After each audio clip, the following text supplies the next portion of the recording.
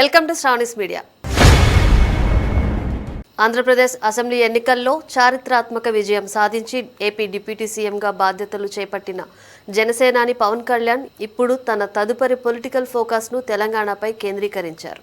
తెలంగాణ రాష్ట్ర ఆవిర్భావ దినోత్సవం సందర్భంగా హైదరాబాద్ వేదికగా ఆయన తన పార్టీ శ్రేణులతో కీలక సమావేశం ప్లాన్ చేయడం రాష్ట్ర రాజకీయాల్లో పెనుదుమారం రేపుతోంది.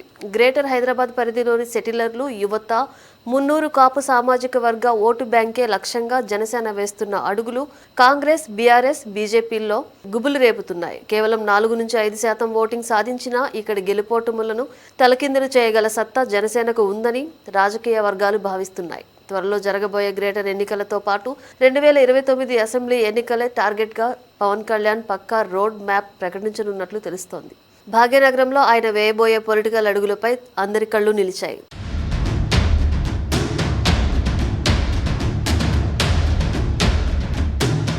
తెలంగాణలో జనసేన పుంజుకుంటే అది ప్రధానంగా అధికార కాంగ్రెస్, ప్రతిపక్ష బీఆర్ఎస్ పార్టీల ఓటు బ్యాంకును నిలువునా దెబ్బతీసే అవకాశం ఉంది. గ్రేటర్ పరిధిలోని సెటిలర్ల ఓట్లు, పవన్ ఇమేజ్ చూసి పడే యువత ఓట్లతో పాటు తెలంగాణలో అత్యంత కీలకమైన మున్నూరు కాపు సామాజిక వర్గానికి చెందిన ఓట్లు జనసేన వైపు మళ్లితే స్వల్ప మెజారిటీతో గెలిచే స్థానాల్లో ఫలితాలు పూర్తిగా తలకిందులవుతాయి. ఇప్పటికే బీఆర్ఎస్ నుంచి బీజేపీకి ఓట్లు మళ్లుతున్న తరుణంలో పవన్ కళ్యాణ్ ప్రవేశం కాంగ్రెస్ పార్టీకి కూడా పెద్ద సవాలుగా మారనుంది. పవన్ తన ప్రసంగాల్లో మాట్లాడే ప్రజాస్వామ్య పరిరక్షణ, నిబద్ధత ఇక్కడి యువతను అమితంగా ఆకర్షిస్తుండటంతో ఈ 5% ఓట్లు ఎవరి ఖాతా నుంచి వస్తాయనేదే ఇప్పుడు ప్రధాన ప్రశ్నగా మారి పెద్ద పార్టీల్లో గుబులు రేపుతోంది. ఆంధ్రప్రదేశ్ అసెంబ్లీ ఎన్నికల్లో 100% స్ట్రైక్ రేట్తో సరికొత్త రికార్డు సృష్టించిన పవన్ కళ్యాణ్ ఇప్పుడు తన పొలిటికల్ ఫోకస్ను తెలంగాణపై కేంద్రీకరించారు. ఏపీలో తెలుగుదేశం, జనసేన కూటమి నేతలు తమ తదుపరి టార్గెట్ తెలంగాణ అని బాహాటంగా ప్రకటిస్తున్నారు. ఉమ్మడి రాష్ట్రంలో బలంగా ఉండి విభజన తర్వాత బలహీనపడిన కేడర్కు మళ్లీ జీవం పోసేందుకు ఇరు పార్టీల అధినేతలు వ్యూహాత్మకంగా అడుగులు వేస్తున్నారు. ఇందులో భాగంగానే తెలంగాణ రాష్ట్ర ఆవిర్భావ దినోత్సవం రోజునే హైదరాబాద్ వేదికగా పవన్ కళ్యాణ్ తన పార్టీ శ్రేణులతో కీలక సమావేశం ఏర్పాటు చేయడం సంచలనంగా మారింది.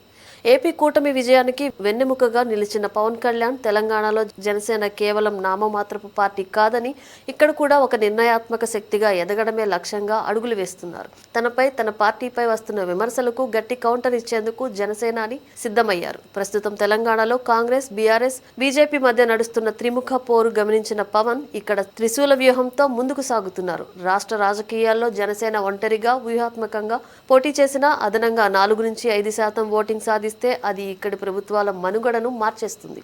ముఖ్యంగా గ్రేటర్ హైదరాబాద్ పరిధిలోనూ ఏపీ సరిహద్దు జిల్లాల్లో జనసేనకు ఉన్న బలమైన యువ ఓటు బ్యాంకే ఆయుధంగా పవన్ రంగంలోకి దిగుతున్నారు.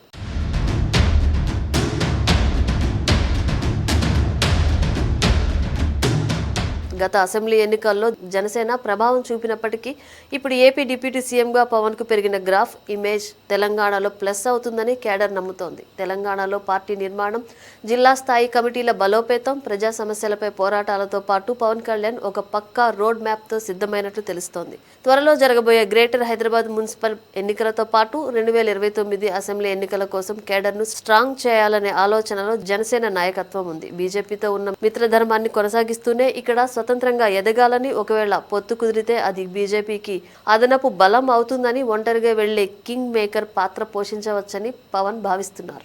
ఏది ఏమైనా భాగ్యనగరం వేదికగా పవన్ కళ్యాణ్ వేయబోయే పొలిటికల్ అడుగులు తెలంగాణ రాజకీయాల్లో ఎలాంటి సెన్సేషన్ సృష్టిస్తాయో చూడాలి.